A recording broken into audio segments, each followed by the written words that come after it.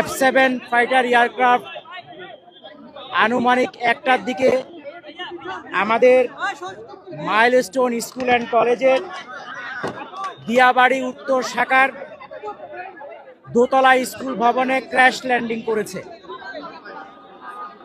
এই দুতলা ভবনটিতে প্রথম তলায় ছিল তৃতীয় শ্রেণী ও চতুর্থ শ্রেণীর বাচ্চাদের ক্লাস, দ্বিতীয় তলায় ছিল দ্বিতীয় শ্রেণী ও পঞ্চম শ্রেণীদের ক্লাস, এবং তার সাথে ছিল প্রিন্সিপালের অফিস, মিটিং রুম এবং একটা কোচিংয়ের ক্লাস চলমান ছিল।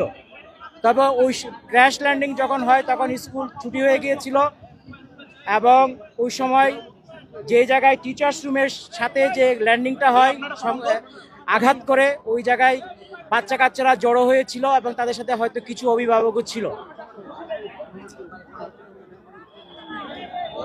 আমরা fire service and civil defence crash landing হয়েছে আনুমানিক 1টার দিকে, 1:08-এর মধ্যে আমরা খবর পাই এবং আমাদের 1:22-এর মধ্যে দ্রুত আমাদের এখানে ইউনিট পৌঁছে যায় এবং উদ্ধার কার্যক্রম শুরু করে।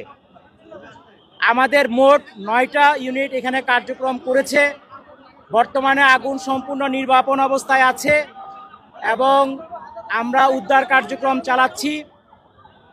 উদ্ধার কার্যক্রম একটু আগে আপনারা দেখেছেন, ক্রেন নিয়ে যাওয়া হয়েছে এয়ারক্রাফটের পিছনের যে ফিউজিলাজ বলে ওই অংশটাকে টেনে বের করার জন্য।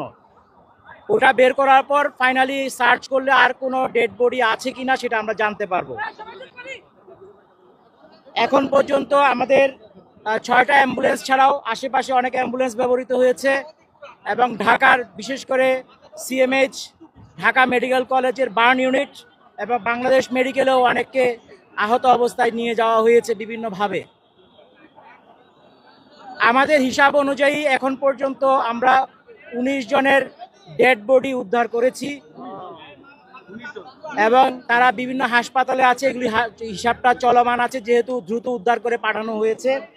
এখানে সেনাবাহিনী এবং আমাদের ফায়ার সার্ভিস এবং অন্যান্য পুলিশ সবাই মিলে আমাদের সহযোগিতা করেছে এবং র্যাবও এখানে উপস্থিত ছিল।